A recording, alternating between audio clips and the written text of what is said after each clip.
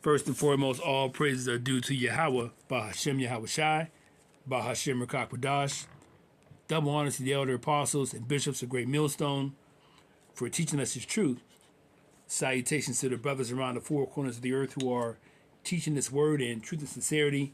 And shalom to the hopeful elect, a few men, women, and children that believe in this word. This is your brother Karat Zabad coming at you again with another lesson. This one is entitled, We Are Entering into the Times of Trusting No One.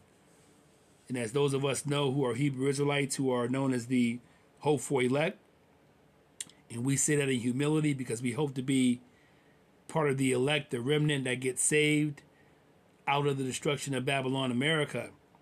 And we are on the cusp, of course, of Jacob's trouble going full blown. We are at the beginning stages of that. Jacob's trouble, the famine of food, race riots, civil war, lockdowns, martial law, pestilence, and death. So this is the time for us to keep our heads on a swivel. Those of us who are part of the hopeful elect, who are Hebrew Israelites, so-called blacks, Latinos, and Native Americans here in Babylon, America, and scattered throughout the world like the sand of the seashore. But the Lord's only going to save a remnant. The Lord's only going to protect his remnant, the elect, who have been chosen before the foundation of the world. And that's a limited number. So those of us who are part of the elect, we have to be circumspect, stay alert, pay attention to what's going on. Of course, measure the times, pay attention to what's going on around the news. And as you see, Donald J. Trump, whom we believe is Nero, was Nero in his past life as the Roman emperor. We believe he's back again, reincarnated as Donald J. Trump. So he's going, buck wild. Also, he's getting ready to incite, insurrection. So you know that's going to be aimed at mainly who? The Hebrew Israelites. Everything is meant to eventually blame the Hebrew Israelites for everything that's going on wrong with Babylon, America. Even though this devil, and we know Esau is the goddamn devil, our adversary, the so-called white man, this devil was totally responsible for the downfall of Babylon, America, the economy, the food, the water, everything that's going wrong with this society, the wickedness, the men with men, the women with women. So he's going to use the Hebrew Israelites as an excuse, just as Nero did in the past when he blamed the Hebrew Israelites for burning down Rome, in which they didn't burn down Rome, okay? The Edomites did it themselves. So they have to look for a scapegoat, and we're going to be that scapegoat. So we're not going to be able to trust a lot of people. That includes your family, your friends, who are not really down with this knowledge, wisdom, and understanding in this book. Let's begin with Matthew chapter 10. Let's read verse 16. And this is Yahweh Shai speaking. He says, Behold, I send you forth as sheep in the midst of wolves. Be ye therefore wise as serpents and harmless as doves. All right?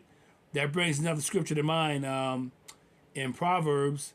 The simple believeth every word, but the prudent man hideth himself. So we have to be very, very smart, okay? Be harmless as wise as serpents and harmless as doves. Let's read verse 17. It says, Yahweh Shai continues, he says, But beware of men, for they will deliver you up to the councils, and they will scourge you in their synagogues. And we know that Yahweh Shai, the people that turned on him the most, was his fellow Hebrew Israelite brothers and sisters. They got him crucified because they were living a good life.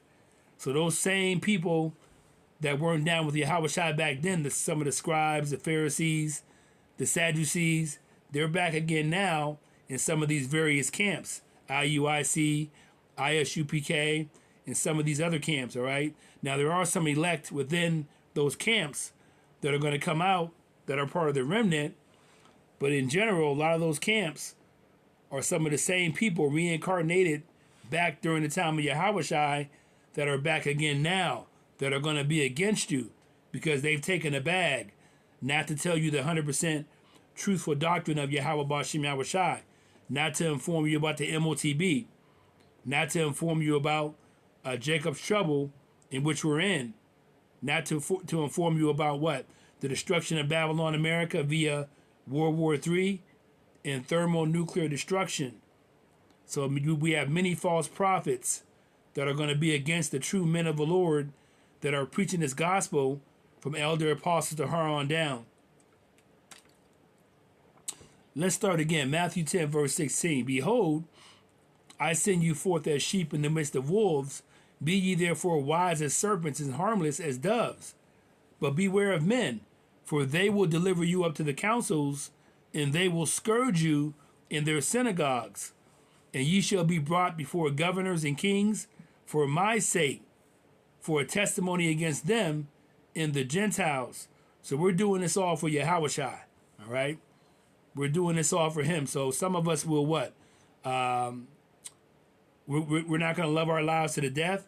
Some of us will be put to the guillotine, put in concentration camps, or what have you, for his sake, for his name's sake. All right. Let's read verse 19. It says, "But when they deliver you up, take no thought how or what ye shall speak, for it shall be given you in that same hour what ye shall speak by the Holy Spirit. For it is not ye that speak, but the Spirit of your Father which speaketh in you." So that's that spirit of discernment, you see, to know when to speak and how to speak. The Holy Spirit, the B'Kach Wadash. Let's read verse 21. Yahushua continues. He says, "And the brother shall deliver up the brother to death, and the father the child. And the children shall rise up against their parents and cause them to be put to death." And you can already see the parameters being set up for that right now. Okay, many of these children are disobedient. And then you have the parents against the children. You have parents killing their children. You have children killing their parents. So we're going to come into those times when that MOTB is going to be presented, and many of your family members are going to turn you in for not getting involved in this new system. So you have to beware, okay? We're entering into times of trusting no one, even family. But if we're put to death, we're put to death for what? For the namesake of Yahweh B'Shem Havashai. All right, you're going to receive a crown of life if you are put to death. Let's read verse 22. "And ye shall be hated of all men for my name's sake." So the name is very important. It's not Jesus, Yeshua, it's Yahushua. "But he that endureth to the end shall be saved." And that's the faith that the hopeful elect are going to have all the way to the end, Lord willing. We're part of the elect. Let's go to Matthew 10 and verse 34. And it reads, Yahushua continues, he says, "Think not that I am come to send peace on earth. I came not to send peace, but a sword." So we're getting ready to enter into what? Full-blown Jacob's trouble. Within that, you'll have the MOTB presented after all the chaos dies down, because these elite Edomite bankers, they're creating the chaos, all right, to bring about the parameters for people to accept their final plan, which is the MOTB. So we know Yahweh B'Hashem Yahushai, and in particular, Yahweh is controlling this whole thing. He's speeding everything up. Okay, he is shortening the days for the elect's sake. So Yahushua says, "I came not to send peace, but a sword." And the Lord is using what? Esau, who was given the blessing of the sword by his father Isaac, to come against you Hebrew Israelites who don't want to repent, don't want to convert, don't want to come back to the Lord. So he's going to use this devil Esau to come at you. And he's already beginning in Washington, D.C. with the troops. Chicago is next. I believe he wants to go into Portland and other major cities where there's a large population of so-called blacks, Latinos, and Native Americans. Let's read this again. Matthew 10, verse 34. It says, "Think not that I am come to send peace on earth, Yahushai. I came not to send peace, but a sword. For I am come to set a man at variance," all right, "against his father, and the daughter against her mother, and the daughter-in-law against her mother-in-law." So he's coming to bring division. That word variance means division. So many of our people are not gonna, they're not gonna believe in this word. You have the scoffers and the scorners on TikTok, okay, denouncing the Hebrew Israelites in this doctrine. So a lot of that is going on. So what they are doing is they are marking themselves for destruction. But you already see the division popping off right now. All right, let's read verse 36. And a man's foes shall be they of his own household. So even your own family, all right, is gonna turn against many of us for believing in Yahweh, Bahashem Yahweh Shai, for believing in this truth. Many people in your own household are going to turn against you. You see? For not taking that MOTB, so on and so forth. And that's all predestinated, okay? The elect of the Lord are predestinated before the foundation of the earth. And those of our people known as the 2/3 who don't believe in this word, they are also predestinated for their position. The Lord has what? Hardened their hearts so that they won't wake up and believe this truth, this knowledge, wisdom, and understanding in this book. Let's go to 2 Timothy 3. We have 2 Timothy chapter 3 and verse 1. And it reads, it says this know also that in the last days perilous times shall come. So perilous means dangerous, difficult. So we're about to enter into those times. The price of food is going up. The economy is set to go into a recession. The dollar is failing. The United States government is in debt. So everything is going bad. People are losing their jobs. We're in the midst of a government shutdown. So this is going to bring what? Dangerous times. So we're in those times. Let's read verse 2. For men shall be lovers of their own selves. The TikToks, the selfies, okay? Covetous, boasters, okay, all about money, what I got. Proud, blasphemers, disobedient to parents, unthankful, unholy, without natural affection, truce breakers, false accusers, incontinent, fierce, despisers of those that are good. That's a good one. Despisers of those that are good. So they're going to come after those of us who are of what? Of upright conversation. But you have many people amongst our own people who are Hebrew Israelites who despise you because you're doing your best to turn back to the Lord in truthfulness and sincerity. You don't hang out with them no more. You don't do the holidays. You don't do birthdays. You're separating yourselves, okay, from the wicked people to the best of your ability. Let's read this. They shall also be what? In these last days, traitors, heady, high-minded, lovers of pleasures more than lovers of God, of Yahweh. Okay, so to be a traitor means to what? To betray your friends. So many of your friends and family are going to betray you in these last days because you're standing stiffly for the name of the Lord. You're doing your best to stand in righteousness, to be upright.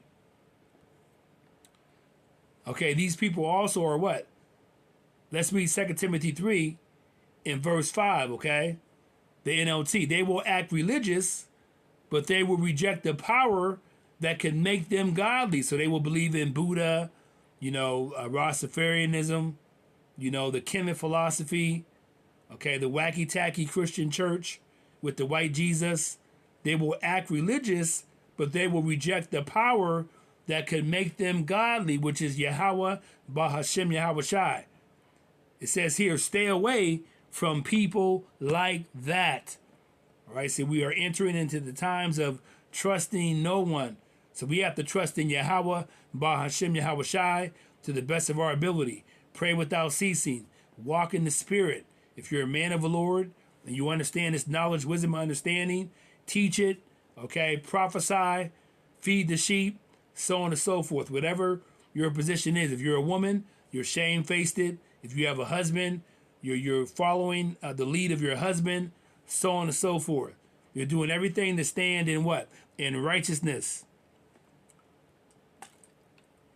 Let's go to Sirach chapter 11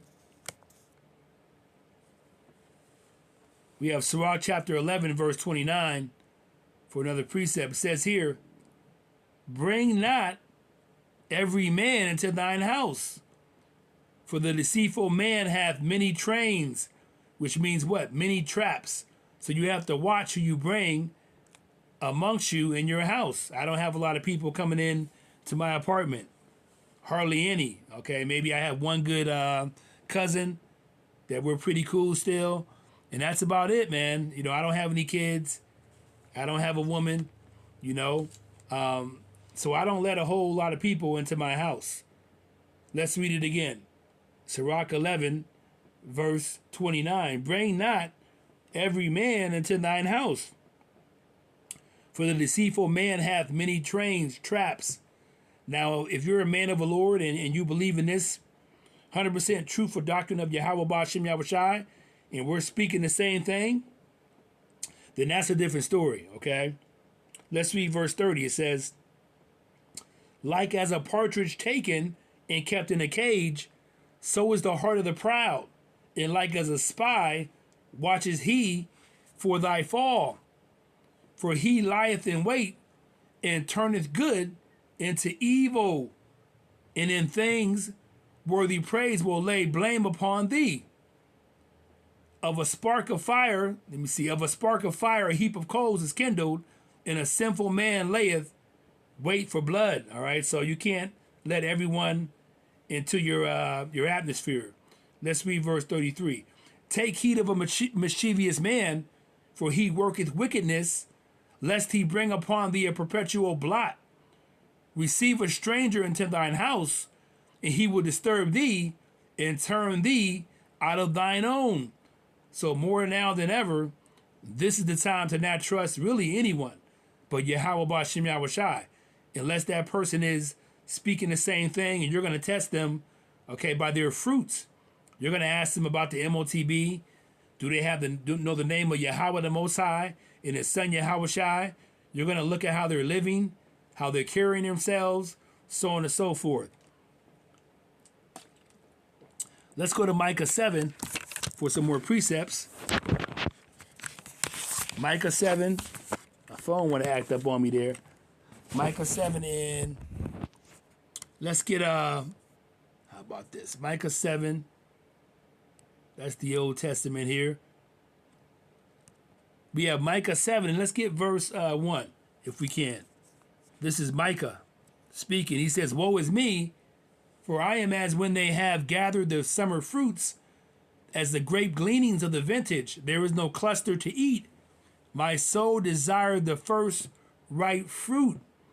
Okay, so we're coming into the times where there's not going to be not many good people, okay? So the men of the Lord are going to stick out because they're going to be rare. It says, the good man is perished out of the earth, and there is none upright among men. They all lie in wait for blood. They hunt every man his brother with a net. And we also have 2 Esdras 16 and 2 Esdras chapter 15, which speaks of these times. Okay? Esau being like a madman, sparing none. People going around with guns, coming into people's homes, stealing, robbing, killing, raping the women. All those type of things we're getting ready to enter into. You have various movies that cited that. The Book of Eli, The Road, and many other dystopian movies that have predicted, okay, it's called predictive programming, that have predicted the times we're about to come into. And the way things are looking with the tariffs and the food prices going up higher, the economy of the United States about to go down, people losing jobs, so on and so forth, we're heading into Jacob's trouble, okay, full speed. We're at the beginning stages of it. Let's read verse 3, Micah 7, verse 3. Let's read this again. Micah 7, verse 2. The good man is perished out of the earth, and there is none upright among men, but only the elect, the hopeful elect. And even then, like Yahushua said, nobody's good but Yahweh. We're doing our best to rehearse the righteous acts. We're doing our best to stand up in righteousness and put off wickedness, but we don't have that body that Yahushua has, okay? That sinless body. It says here, they all lie in wait for blood. They hunt every man his brother with a net, that they may do evil with both hands earnestly. The prince asketh, and the judge asketh for a reward, and the great man, he uttereth his mischievousness desire, so they wrap it up. All right. The best of them is as a briar, the most upright is sharper than a thorn hedge. The day of thy watchman and thy visitation cometh, now shall be their perplexity. All right, let's read Micah 7, verse 4, the NLT. Even the best of them, okay, is like a briar, the best of wicked people. The most honest is as dangerous as a hedge of thorns, but your judgment day is coming swiftly now. Your punishment is here, a time of confusion. So we're coming into that time of confusion for those who are living wicked, okay, amongst our people, and also those who are not Hebrew Israelites, who are not understanding what's going on. Why is the economy going down? Why is food going up? Why can't I afford to pay my bills? So on and so on and so forth. Micah 7 and verse 5, the KJV says, trust ye not in a friend. Put ye not confidence in a guide. Keep the doors of thy mouth from her that lieth in thy bosom, even your wife. You have to watch and be careful about, because many of these women are going to take that MOTB. But you have to stand stiffly during that hour of temptation, that time of testing that's going to come upon all the world. But even your wife may say, well, the kids got to eat. We got to feed the kids, because they're not going to go on faith. Like Yahushua said, remember Lot's wife? You see, so many of our people are going to what? They're going to want to go back to the way things were once all the smoke clears from Jacob's trouble. They're going to want to go back. And the only way to go back is to what? To take that MOTB in Revelation 13, verse 16. The radio frequency identification device known as the RFID chip that's already ready to go. They have to create the chaos to bring people to their knees to accept it. But the elect of the Lord are not going to be fooled. We're going to trust in what? In the Lord Yahweh, Bahashem Yahushua, to feed us, to look after us, so on and so forth. Let's read that again. Micah 7, verse 7. Trust ye not in a friend. Put ye not confidence in a guide. Keep the doors of thy mouth from her that lieth in thy bosom. For the son dishonoreth the father. The daughter riseth up against her mother. The daughter-in-law against her mother-in-law. A man's enemies are the men of his own house. So we're coming into those times. That's why if you're a man, you're alone. It's kind of almost